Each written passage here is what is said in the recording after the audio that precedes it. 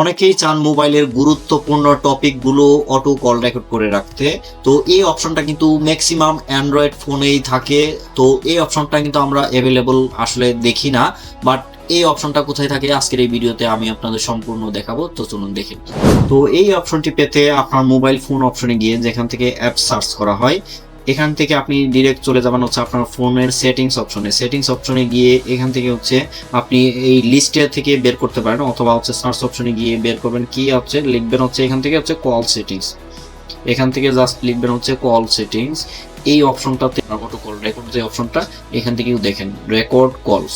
এটা হচ্ছে আপনি যখন ডায়াল করে কোনো কথা বলবেন কোনো নাম্বারে, আপনি জাস্ট যদি অটো রেকর্ড কলস এই অপশনটা যদি অন করে রাখেন, তাহলে কিন্তু আপনার অটো কল রেকর্ডটা এখান থেকে চালু হয়ে যাবে। সো আপনি যখন আরেকটা প্রশ্ন থাকে যে আপনি আসলে এই রেকর্ডগুলো আসলে কোত্থেকে পাবেন।